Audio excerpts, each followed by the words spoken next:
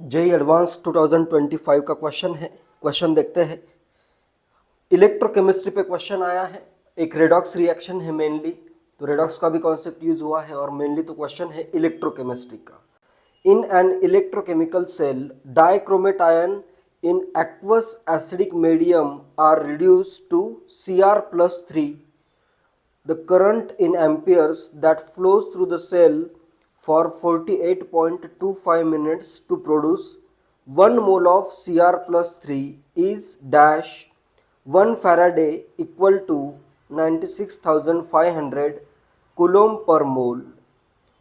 ये information given है।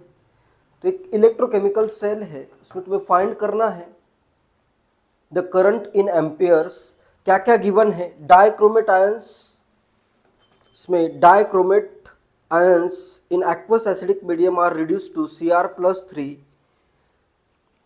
Given data लिख देता हूं। टाइम दिया है इधर 48.25 मिनट, इतना टाइम है।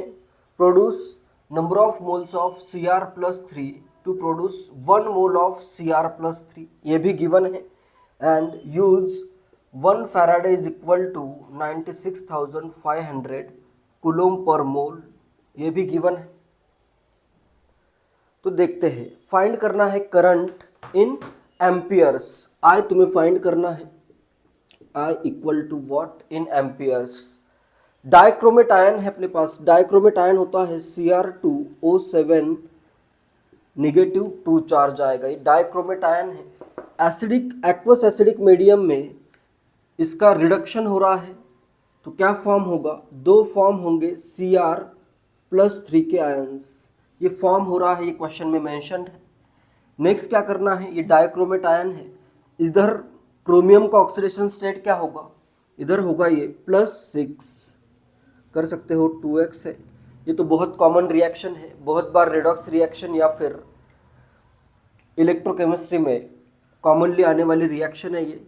+6 ऑक्सीडेशन स्टेट होता है। 2x करता हूँ, -7 2 -14 इक्वल टू -2, तो इसका ऑक्सीडेशन स्टेट है +6। और इधर क्रोमियम का ऑक्सीडेशन स्टेट है +3। एक क्रोमियम का एटम 3 इलेक्ट्रॉन गेन कर रहा है। यहाँ पे +6 से +3, तो एक क्रोमियम का एटम 3 इलेक्ट्रॉन गेन कर रहा है, तो 2 क्रोमियम के एटम 6 इलेक्ट्रॉन्स गेन करेंगे। तो यहाँ पे आ जाएगा +6 इलेक्ट्रॉन्स। तो 2 क्रोमियम के लिए आ रहा है इधर 6 इलेक्ट्रॉन्स। क्रोमियम के मोल्स गिवन है। कितने मोल्स है क्रोमियम के? 1 मोल। इसका दिया है 1 मोल। इलेक्ट्रॉन्स के मोल कितने होंगे? 2 के लिए 6, 1 के लिए 3 मोल हो जाएंगे। ठीक है, 2 के लिए 6 मोल आ रहे हैं, तो 1 मोल के लिए 3 मोल्स आ जाएंगे। ठीक है, लीनियर मेथड से डायरेक्टली इलेक्ट्रॉन के अपने पास है 3 मोल ऑफ इलेक्ट्रॉन्स। इलेक्ट्रॉन के मोल पता चल गए। 1 मोल इलेक्ट्रॉन पे कितना चार्ज होता है? 1 मोल इलेक्ट्रॉन पे इतना चार्ज होता है 1 फैराडे। तो अपने पास 3 मोल इलेक्ट्रॉन का चार्ज कितना आएगा? Q is equal to 3 Faraday charge आ जाएगा। ठीक है, या फिर कूलोम में अगर लिखना है तो ये आ जाएगा 3 × 96,500 कूलोम। अपने पास चार्ज पता है अपने को, अभी इतना चार्ज फ्लो हो रहा है। ठीक है, नेक्स्ट टाइम पता है, करंट फाइंड करना है, तो Q is equal to IT। Q है 3 × 96,500 इज इक्वल टू, नेक्स्ट आएगा टाइम। टाइम है अपने पास 48.25 मिनट है। इसको मैं सेकेंड में कन्वर्ट करता हूँ, तो ये आ जाएगा into 60 second. Q is equal to I into T। Charge into time in second होना चाहिए। ठीक है, इंटू यहाँ पे आ जाएगा I करंट इन एम्पियर। इसको इधर डिवाइड करते हैं। सबसे पहले तो ये 6 से 0 से 0 कैंसिल आउट करता हूँ। 3 से इधर ये 2, इधर बचेगा 2। नेक्स्ट इधर ये 2 मल्टीप्लाई करोगे तो ये कितना आ जाएगा? 48 का डबल 96.25 का डबल 0.5, तो ये आ जाएगा 96.5। तो अपने पास क्या आ रहा है? 9650 is equal to 96.5 into current. तो ये करंट की वैल्यू आ जाएगी यहाँ से, इधर डिवाइड करोगे 100 एम्पियर, तो अपना फाइनल आंसर आ जाएगा 100.00 और सिंपली आंसर आ जाएगा 100। तो ये बहुत ही इजी क्वेश्चन था, बोर्ड लेवल क्वेश्चन कह सकते हो। कि इस टाइप के क्वेश्चन नॉर्मली मेंस में भी आते हैं, बोर्ड में भी सब्जेक्टिव टाइप में इस टाइप का क्वेश्चन आ सकता है। तो ये क्वेश्चन बहुत इजी लेवल का है, इसमें ज़्यादा कुछ ट्रिक भी नहीं है, डायरेक्टली विद इन सेकेंड्स तुम डायरेक्टली फाइंड कर सकते हो। अगर ये रिएक्शन तुम्हें ऑलरेडी पता है माइंड में, तुम डायरेक्टली ये देख सकते हो कि एक क्रोमियम एटम के लिए 3 इलेक्ट्रॉन्स आते हैं, तो डायरेक्टली 1 मोल के लिए 3 मोल इलेक्ट्रॉन्स, फिर बाद में 3 मोल इलेक्ट्रॉन्स का चार्ज लिखो इक्वल टू IT लिखो, with in seconds question solve हो जाएगा। That's it. जेईई एडवांस 2025 का क्वेश्चन है। ये क्वेश्चन आयनिक इक्विलिब्रियम का है। पूरे पेपर में एक ही क्वेश्चन जो है ये थोड़ा सा ट्रिकी है, क्योंकि इसमें अगर तुम डायरेक्टली फार्मूला यूज़ करते हो तो तुम्हारा आंसर रॉन्ग होगा। तो इसमें डायरेक्टली फार्मूला डायरेक्ट भी यूज़ कर सकते हो, अगर करेक्ट फार्मूला पता है तो डायरेक्टली यूज़ करना है, या फिर नॉर्मली जो फार्मूला आता है वो अगर यूज़ करते हो तो आंसर रॉन्ग होगा। क्वेश्चन है, at 25 degree Celsius the concentration of H+ ions in 1.00 into 10 to the power minus 3 molar aqueous solution of a weak monobasic acid having acid dissociation constant Ka of 4.00 into 10 to the power minus 11 is x into 10 to the power minus 7 molar. The value of x is dash. Ionic product of water Kw is equal to 1.00 into 10 to the power minus 14 at 25 degree Celsius. Given data लिख देता हूँ। Temperature 25 degree Celsius है। The concentration of H+ ions in weak monobasic acid है, जिसका concentration given है। इसको मैं लिखता हूँ C1 is equal to concentration of acid है 1 into 10 to the power minus 3 molar. Next, having acid dissociation constant, इस एसिड का, वीक एसिड का डिसोसिएशन कांस्टेंट दिया है 4 into 10 to the power minus 11 and concentration of H+ दिया है। Concentration of H+ here is x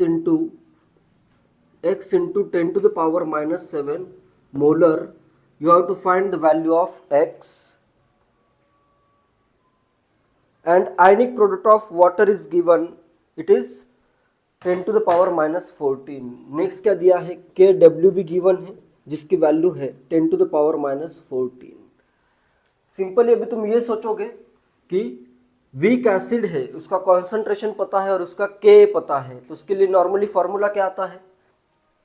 normally formula आता है pH is equal to half pKa minus log C। ये फार्मूला आता है वीक एसिड्स के लिए, लेकिन ये फार्मूला तभी वैलिड है जब H+ का concentration 10 to the power minus 7 से बहुत ज़्यादा हो, काफ़ी ज़्यादा हो। उस केस में ये अप्रॉक्सीमेशन पे फार्मूला बेस्ड है, तो यहाँ पे अप्रॉक्सीमेशन यूज़ नहीं करना है। इससे अगर आंसर फाइंड करोगे तो ये आंसर तुम्हारा रॉन्ग होगा, तो ये फार्मूला यहाँ पे यूज़ नहीं करना है। तो इस केस में क्या करना है देखते हैं। एसिड लेता हूँ मैं HA मेरा एसिड है, वीक एसिड, जो कि डिसोसिएट होगा to give H+ ions as well as A- ions. ये आयंस फॉर्म हुए।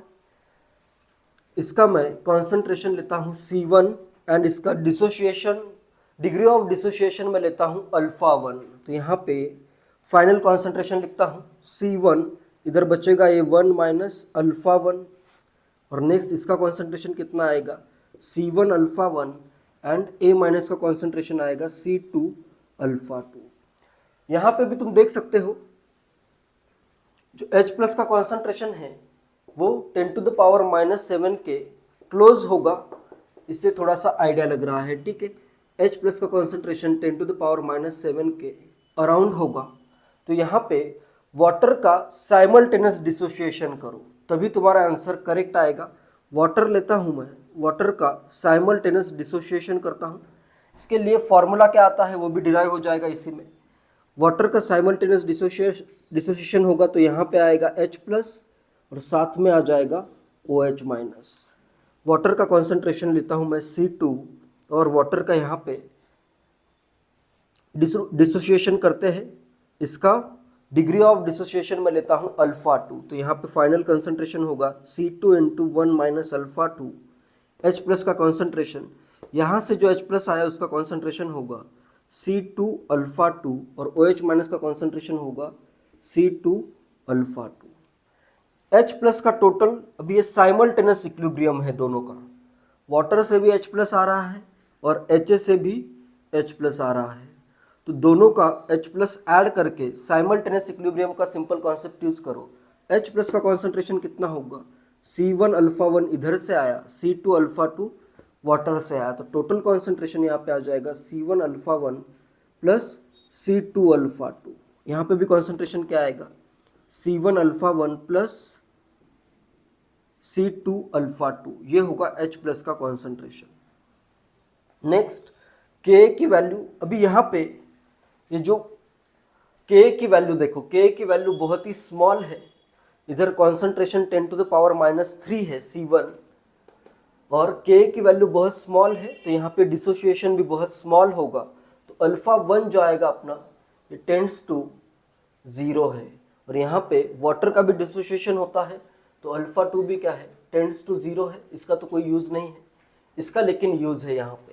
ये अल्फ़ा 1 क्या होगा, बहुत स्मॉल होगा क्योंकि K की वैल्यू बहुत स्मॉल है, ठीक है, तो अल्फ़ा 1 को यहाँ पे मैं 1 के रिस्पेक्ट में निगलेक्ट करता हूँ। अल्फ़ा 1 की वैल्यू तुम फाइंड चेक भी कर सकते हो कितनी आती है, तो अल्फ़ा 1 की वैल्यू नेग्लिजिबल है as compared to 1। K is equal to concentration of H plus, क्या होगा ये, कॉन्सेंट्रेशन ऑफ H प्लस कर देता हूँ into concentration of A minus C2 alpha 2 divided by concentration of, यहाँ पे A माइनस का कॉन्सेंट्रेशन C1 अल्फ़ा 1 होगा, C1 मोल रिएक्ट हुए हैं HA के, तो ये कॉन्सेंट्रेशन A माइनस का कितना होगा, C1 अल्फ़ा 1 होगा, C1 अल्फ़ा 1। क्लियर है ये, C2 अल्फ़ा 2 तो इधर सेकेंड केस का होगा, ठीक है, तो A माइनस का कंसंट्रेशन कितना है, C1 alpha 1 divided by concentration of HA is equal to C1। तो यहाँ पे ये आ गया अपना, यहाँ पे मैं लिखता हूँ इसको Ka into C1 is equal to concentration of H plus into C1 alpha 1। ये एक इक्वेशन है अपने पास, इसको मैं कर देता हूँ फर्स्ट इक्वेशन, इसको करता हूँ मैं first equation, and Kw ionic product of water is concentration of OH minus into concentration of H plus, इसको मैं लिखता हूँ concentration of H plus into OH minus का कॉन्सेंट्रेशन C2 अल्फ़ा 2। ये है अपना सेकेंड इक्वेशन। नेक्स्ट अपने को मेनली क्या फाइंड करना है, H प्लस का कॉन्सेंट्रेशन फाइंड करना है।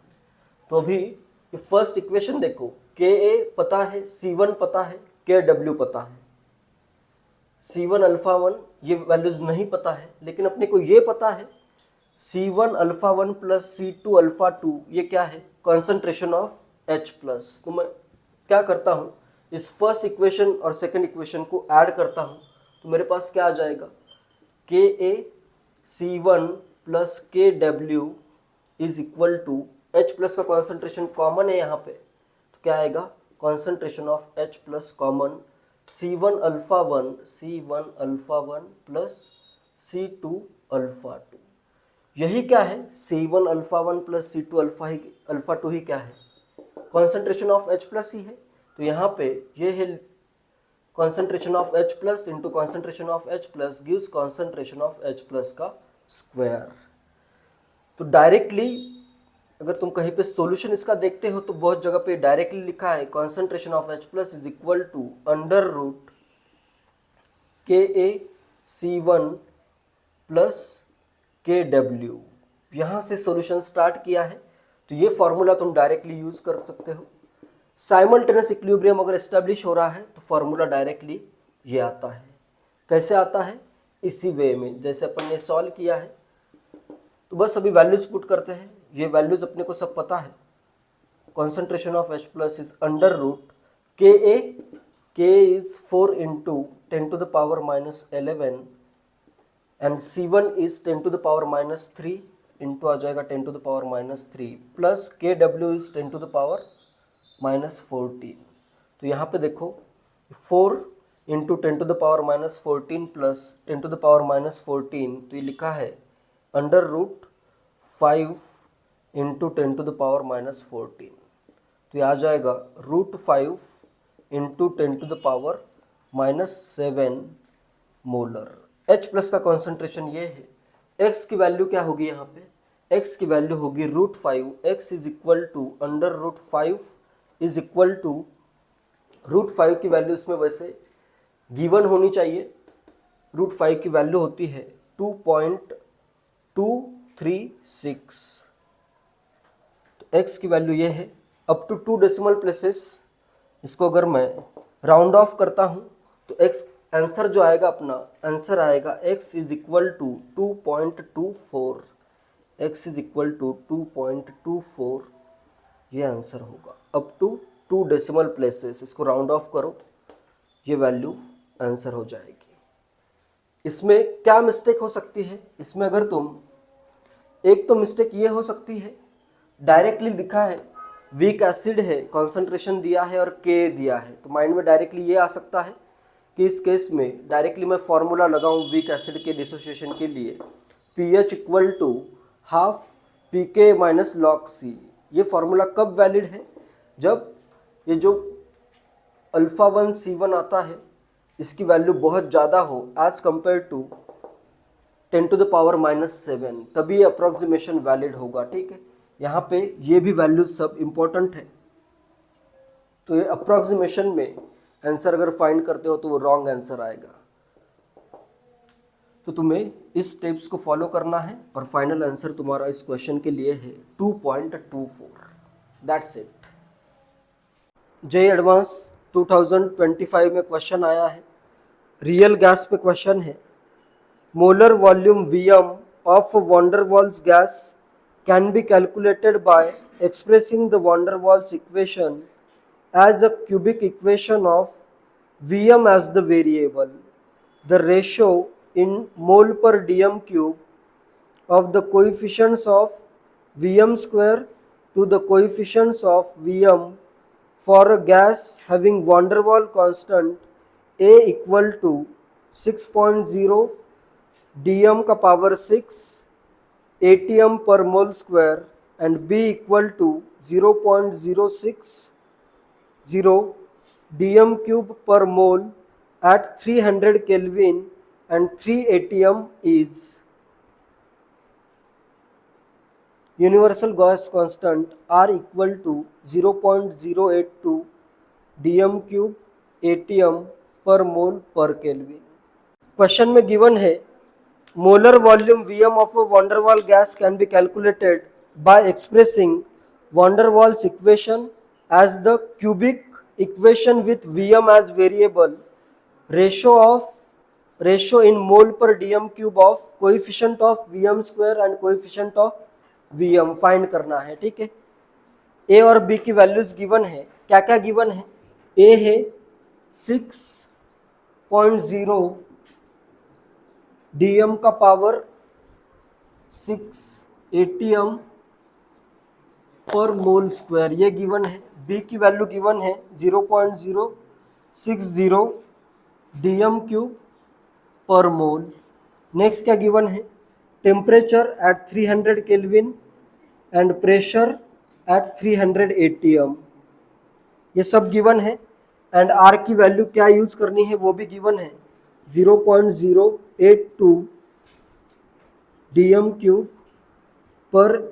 क्यूब atm पर मोल पर केल्विन, ये सब वैल्यूज यूज करनी है। पहले तो इक्वेशन को मोलर वॉल्यूम है तो यह आएगा P plus A by molar volume मतलब नंबर ऑफ मोल हो जाएगी 1 का स्क्वायर बाय Vm का square into V minus B, Vm minus B आ जाएगा 1 मोल के लिए, is equal to RT। Vm square से मल्टीप्लाई करता हूं तो क्या बन जाएगा ये, P Vm square plus A into इधर Vm स्क्वायर से मल्टीप्लाई कर दिया, Vm minus B is equal to RT Vm का स्क्वायर। ठीक है, नेक्स्ट फर्दर सॉल्व करता हूं। Vm क्या आ जाएगा, ये P, Vm को सिर्फ V लिखता हूं, ठीक है, P V cube plus minus आएगा P into B into Vm का square plus A Vm minus A B is equal to RT V square. V लिखते हैं। नेक्स्ट V मतलब Vm ही है यहाँ पे, ठीक है। नेक्स्ट क्या कहा है, किसका रेशो लेना है, Vm स्क्वायर का कोएफिशिएंट बाय Vm का कोएफिशिएंट, ठीक है। तो इधर इसको मैं क्या करता हूँ, इस टर्म को इधर लेके जाता हूँ या फिर इस टर्म को इधर लेके आओ। इक्वेशन लिखना है तो PV क्यूब लिखता हूँ, PV cube minus PB minus RT whole into क्या आएगा, या माइनस करता हूँ PB प्लस RT Vm का स्क्वायर प्लस आएगा AV minus AB equal to 0। Cubic equation आ गया। इसका कोएफिशिएंट क्या है, minus PB by RT, coefficient of Vm square is minus PB plus RT and coefficient of Vm क्या है, A है, डिवाइडेड बाय आ जाएगा A। ये वैल्यू तुम्हें फाइंड करनी है। सबके यूनिट्स ऑलरेडी देखो, प्रेशर का ATM में ही दिया है, टेम्परेचर केल्विन में ही है, B लीटर पर मोल में ही है या DM क्यूब पर मोल में ही है, यहाँ पे A भी लीटर का स्क्वायर ATM पर मोल स्क्वायर में ही है, ठीक है। सब यूनिट्स ऑलरेडी जिस यूनिट में होने चाहिए उसी में है, किसी को कन्वर्ट करने की ज़रूरत नहीं है। तो बस ये वैल्यूज़ फाइंड करनी है। कितना आएगा ये माइनस, पहले वैल्यू फाइंड करता हूँ, निगेटिव साइन तो है ये, P कितना है 300 into B 0.06 plus R 0.082 and temperature कितना है 300 डिवाइडेड बाय A कितना है 6 है। तो ये वैल्यू फाइंड करने के लिए इधर ये लिखा है 3 इंटू 6 बाय 6, ये आ जाएगा 3 प्लस ये वैल्यू क्या लिखी है 8.2 इंटू 3 बाय 6, तो 8.2 बाय क्या आ जाएगा 2 आ जाएगा। तो इसको सॉल्व करोगे इतना पार्ट 4.1 आ जाएगा। तो ये वैल्यू कितनी आ रही है 7.1, आंसर क्या आएगा माइनस 7.1 आंसर आ जाएगा, ठीक है। JEE एडवांस 2025 का क्वेश्चन है, considering ideal gas behaviour the expansion work done in kilo joule when 144 gram of water is electrolyzed completely under constant pressure at 300 Kelvin is dash universal gas constant equal to 8.3 joule per Kelvin per mole and atomic mass in AMU of hydrogen is 1 and oxygen is 16। Ideal gas behaviour consider करना है, expansion work find करना है kilo joule में। When 144 gram of water is electrolysed, अपने पास क्या है इधर 144 gram water है, 144 ग्राम H2O, इसका हो रहा है इलेक्ट्रोलिसिस। वाटर के इलेक्ट्रोलिसिस से टेम्परेचर भी गिवन है, given information at constant pressure, pressure यहाँ पे कांस्टेंट है, एज वेल एज टेम्परेचर भी गिवन है एट 300 केल्विन, टेम्परेचर है 300 केल्विन, और expansion work done, work find करना है इन किलो जूल। तो यहाँ पे वाटर के इलेक्ट्रोलिसिस से बनता है हाइड्रोजन एंड ऑक्सीजन, बहुत कॉमन रिएक्शन है।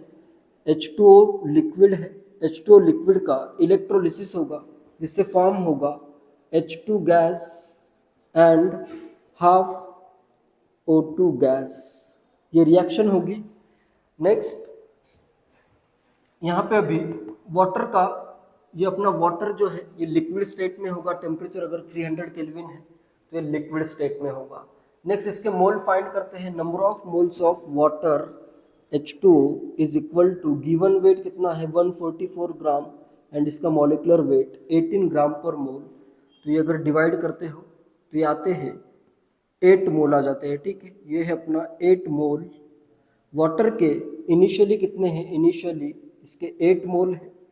कंप्लीट अगर इलेक्ट्रोलिसिस होता है तो इसमें फाइनल मोल जो होंगे वाटर के वो 0 बचेंगे। 1 मोल से बनता है 1 मोल H2, तो 8 मोल से बनेगा 8 मोल H2 फाइनली फॉर्म हो जाएगा। 1 मोल से बन रहा है half mole of O2, 8 mole water से बनेगा, 8 का हाफ कर दो ये आ जाएगा 4 मोल ऑफ O2, ये फाइनल मोल्स है। एंड हाइड्रोजन एंड ऑक्सीजन दोनों गैसियस स्टेट में होंगे। ठीक है, तो गैस का वॉल्यूम बहुत ज़्यादा होता है, is large as compared to volume of liquid. यहाँ पे वाटर का वॉल्यूम अगर देखते हो तो ये 144 ml के अराउंड आएगा। एंड यहाँ पे टोटल 12 मोल ऑफ गैसेस है। 12 मोल gas, temperature is 300 kelvin, pressure अगर मैं अराउंड 1 atm एज्यूम करूँ तो ये लगभग 25 लीटर इंटू 12, 300 लीटर से भी ज़्यादा वॉल्यूम आ रहा है। ठीक है, तो इसका वॉल्यूम अपने को लिक्विड वाटर का वॉल्यूम निग्लेक्ट करना है। ठीक है, एक्सपांशन वर्क फाइंड करते हैं। Work is equal to, constant pressure है तो आ जाएगा P minus P delta V। तो यहाँ पे आ जाएगा minus P external into delta V। यहाँ पे क्या आएगा, final volume minus initial volume. Initial volume तो ये लिक्विड का क्या है, नेग्लिजिबल है, तो इसको मैं कर देता हूँ निग्लेक्ट। तो ये आ जाएगा माइनस P वे फाइनल। फाइनल वॉल्यूम किसका होगा, इन गैसेस का होगा। इन दोनों गैसेस का ये फाइनल वॉल्यूम पता है एंड प्रेशर पता है। तो यहाँ पे simply PV is equal to nRT, gases के लिए गैस इक्वेशन लगाते हैं तो ये क्या आ जाएगा, is equal to PV is equal to number of moles कितने हैं, फाइनल नंबर ऑफ मोल्स है 4 मोल O2 प्लस 8 मोल H2, तो टोटल मोल आ गए अपने पास 12 मोल। तो ये फाइनल मोल्स है। P into V is equal to N into RT। तो यहाँ पे ये PV क्या हो जाएगा, minus N final 12 mole into R की वैल्यू गिवन है क्वेश्चन में, use R is equal to 8.3 joule per kelvin per mole, ये गिवन है। तो यहाँ पे ये वैल्यू आएगी 12 माइनस, इसको मैं लिख देता हूँ माइनस NFRT। तो ये होगा minus number of moles into R 8.3 into temperature 300 kelvin. तो ये आएगी वर्क की वैल्यू, एक्सपांशन वर्क की वैल्यू ये होगी, लेकिन ये जूल में है, R अपना जूल में है तो ये वैल्यू भी आएगी जूल में। इसको कैलकुलेट कर लेता हूँ फिर किलो जूल में कन्वर्ट करेंगे। तो ये आता है 83 इंटू 12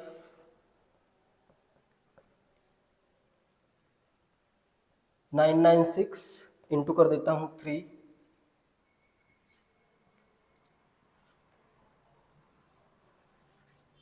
ये वैल्यू आती है 2988।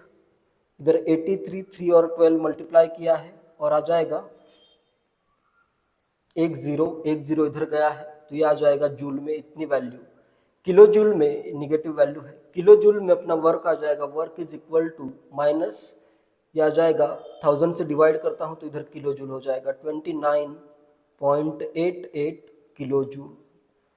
एक्सपांशन वर्क का आंसर यहाँ पे होगा माइनस 29.88 किलो जूल। सिर्फ अगर मैग्नीट्यूड भी फाइंड करना है तो मैग्नीट्यूड इसका आएगा 29.88 किलो जूल। ये मैग्नीट्यूड है, ये एग्जैक्ट वैल्यू विद साइन है। एक्सपांशन होगा तो वर्क निगेटिव वैल्यू आ जाएगी। That's it.